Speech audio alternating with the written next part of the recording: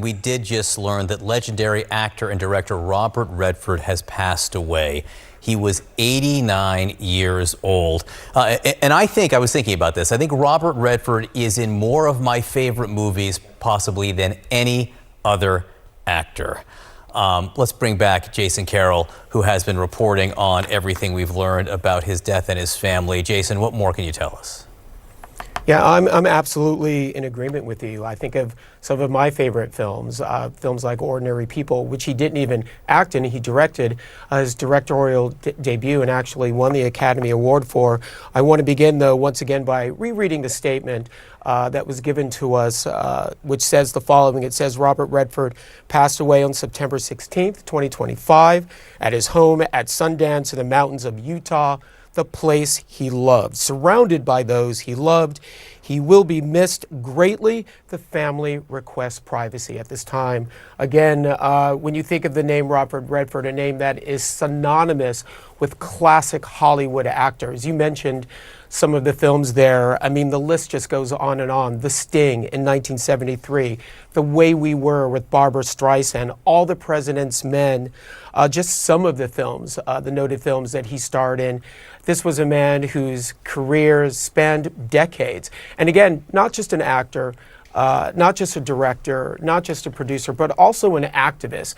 You think of this as a man back in the 1970s who started speaking out about environmental issues, also known for his conservation work, spoke out early on about the rights of Native Americans, and of course received the Presidential Medal of Freedom in 2016. This is a man who will be greatly missed, not just in Hollywood, but around the world. You know, one of the most famous lines in The Natural, where he played Roy Hobbs. Roy Hobbs said he wanted people to walk down the street and look at him and say, there goes the greatest ball player that ever was. You know, with Robert Redford, he could walk down the street and people could say, there goes one of the greatest movie stars there ever was, to be sure. Without Jason, question. thank you. I want to bring in Brian Stelter. And Brian, you had a chance to actually interview Robert Redford for CNN. Brian joins us by the phone right now. Hey, Brian. Yeah, if there was a Mount Rushmore for film, Redford would be right there on it. And you know, he had that stature, he had that presence in every room that he walked in.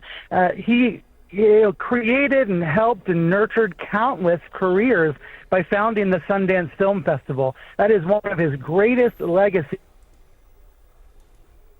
Actually soon moving, but that annual festival, one of the most important dates on the calendar for independent filmmakers, for documentarians, and that was all thanks to Redford. I remember interviewing him there about a decade ago. He was pushing 80 years old almost at that point, and he talked to me about how he still learned something new about film every year he was there. He said, I'm looking for innovation. I'm looking for new ways to tell stories with cinematography, with using the camera in different ways. And I found that so inspiring then and again now, that he was always looking for new ways to tell stories, always trying to learn about the art and the craft of filmmaking from younger generations that he helped inspire.